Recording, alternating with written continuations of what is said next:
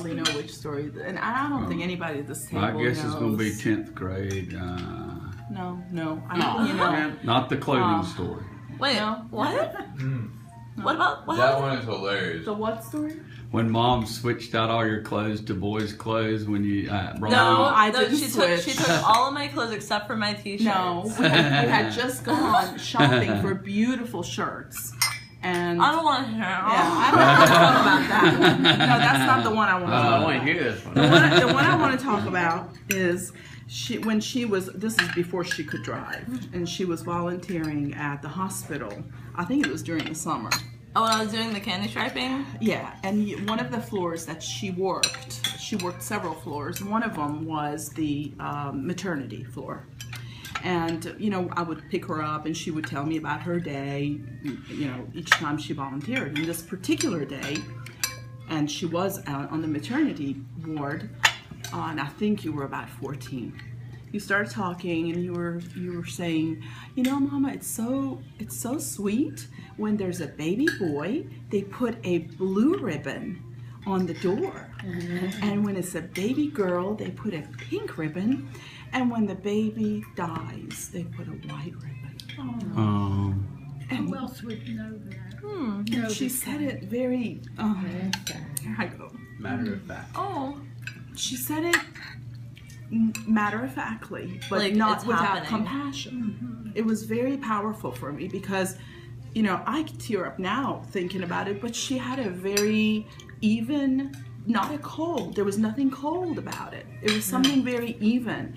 And, I struggled not to cry when she said this to me. I'm looking at the road. I'm like, okay, don't put your fears on her. So I waited, and then I asked her, I said, honey, you see a lot of heavy things.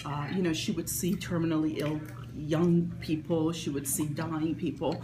I said, well, how do you handle, because I wanted to make sure she's not suppressing these feelings. I said, how do you handle when you see something sad? And you know what she said to me? She said, well, Mama, when I see something sad, I just do what I'm supposed to do in that room, and I go to the next room. Go to the next one. And I just go to the next room. Just keep going.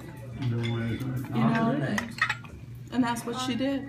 And when she, and this is another story, when she volunteered at Serenity House, where I think like 20 residents passed away while you A bunch, volunteered. Many, and she would around of course 15, love I that. think. No, yeah. And the only way we knew that a resident had passed was there was a special candle, and she would come home, she would light that candle, and that was it. A couple of times she cried, but that was it. Yeah. So I think people like you need to be in the healing I have to industry. tell my favorite story then about Persia when she spent the night with me. Yeah. How old were you? 2? 2 when I had her and we were walking down the street. You're asking Persia? Yeah. How old she was?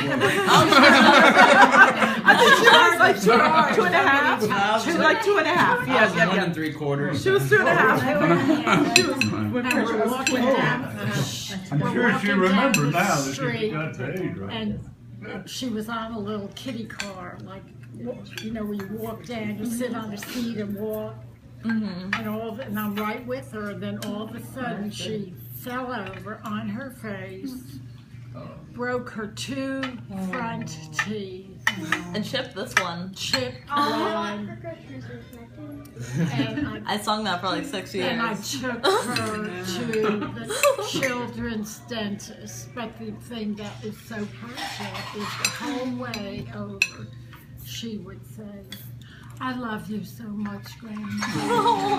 I love you, Grandmama. Not about her. Wow.